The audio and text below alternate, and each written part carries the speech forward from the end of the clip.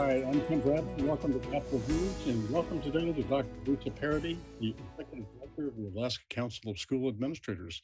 Lisa, welcome. Thank you, Tim. It's great to be here.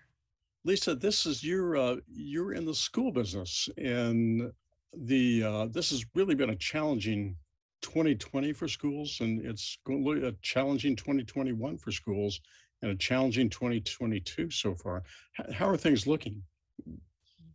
You're exactly right. It has been very challenging. And I would just start by saying that it's it is really safe to say that our Alaskan educators are frontline heroes. This has been the hardest 2+ years, I think, for many educators in their career. So I am so thankful for the fact that educators have as a base skill problem solving, leading through difficult times. And they have, I think, done that successfully, keeping an eye on students' safety and well being, student and staff.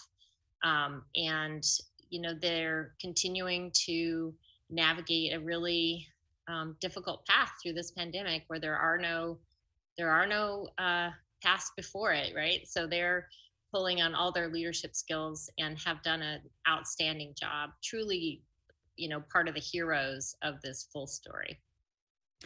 Lisa, as I understand, school districts, of course, set their own policies as to whether they're open or closed, and some, of course, are mixed. But do we still have instability in this, don't we? Some districts are have the districts really got a handle on this yet, or how many are open, how many are still teaching remotely? I would say that the majority of schools and the focus of school districts is to keep our students in school learning, and they are doing everything they can to do that in the safest way possible. Majority are in school and employing different techniques from, test to stay to just all the mitigation pieces that districts and school boards, working in conjunction with the State Department of Education and our Dr. Zink and her statewide medical team, they've just been stalwart in providing support throughout this, and all of us collaborating, working together to support each other. I think districts are doing a great job of at this point keeping students in school and working within this modified structure that is changing every day with the latest wave of the variant. Again, they're back to the drawing board, trying to figure out how best to serve students, keep them safe, keep their staff safe, and keep their communities safe. And it's important, I would say, to all of the educators to try to be in school, paying attention to how to stay focused on student achievement, at the same time balancing the social, emotional, and mental health needs of our students, which I know Tim, Alaska students endure extremely high rates of trauma and adverse childhood experiences already. And I think there's some real concern on the part of my members that with the advent of the pandemic, we'll have greater needs here. And one thing that's really emerged, interestingly, is the lack of access in many cases to our students of the experts in these areas. So I think we're very focused on trying to support school districts to have social workers, school counselors, school psychologists, mental health specialists, having some kind of comprehensive, culturally responsive school-based mental health in each of our school settings for our students is a priority. And it was a real glaring, I think, deficit through the last couple of years, the number of schools and students that don't have access to, say, for example, nurses.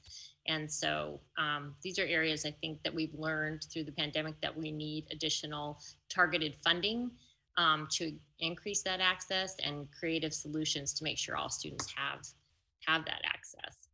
I, Um, I guess I'm surprised, Lisa, that that all schools don't have nurses. Maybe it's a generational thing. I just remember that every school I was in had a school nurse.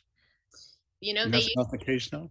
that is not the case. In fact, we, like I said, have had, I think, a couple of areas really come through the pandemic as great needs, and some of that is the um, mental health support, but social emotional support to our students. And in each district, I mean, we work from a local control aspect at every district level. So things are run and decided at a local level based on the needs of the students in the community and the community needs. And I think our districts have done a fantastic job of trying to stay very focused on these social emotional needs, but in many cases they've done it without access to those providers like counselors and nurses, whereas we used to have them. And I think that really takes me to probably one of our highest priorities this year. As you know, the Alaska Council of School Administrators is a 50-year-old organization. It is a private nonprofit, and it was created to really be an umbrella for some of Alaska's premier educational leadership organizations, which includes all superintendents, the secondary school principals, the elementary school principals, the school business officials, and really all the hardworking school administrators across Alaska. And that group of individuals create what we like to call our joint position statements, which really put forth our collective voice around education priorities and champion possibilities for all students. And their highest priority does always focus on increased student achievement, but adequate funding is our most critical need. And I think you just hit on a point where not only have we been focused on providing timely, reliable, and predictable revenue for schools, but also recognizing the diminishing value of flat funding in relation to inflation. And yesterday I looked at the Consumer Price Index for 2021, and the United States, the Consumer Price Index climbed 7% in 2021. It was the largest 12-month gain since June of 1982. And that was according to the Labor Department, released on Wednesday. The measure jumped 5.5% from a year earlier, which was the biggest advance since 1991.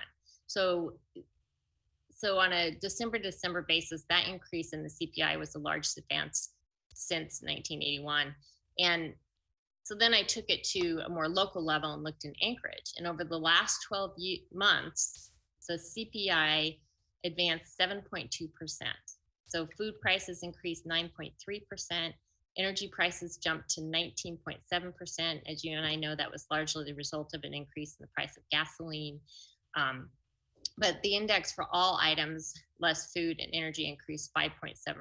So no matter how you come at this issue, we need to inflation proof the base student allocation, because we've lost buying power. We used to be doing more with less, and now we're doing less with less. Yeah. So we're very supportive of that piece. And Lisa, that almost is probably worthy of a separate conversation with other folks in education, because I know that all school districts in Alaska are dealing with that. But anyway, one of many issues that you folks have to deal with. And I want to thank you for joining us today, Dr. Lisa Parady. Uh, we'll be seeing you again, hopefully in the Capitol at some point this Oh, spring. I hope so too. I've missed seeing you and being with our policymakers. And thank you for having us on the show. It's really great to see you, Tim. Thank you, Lisa.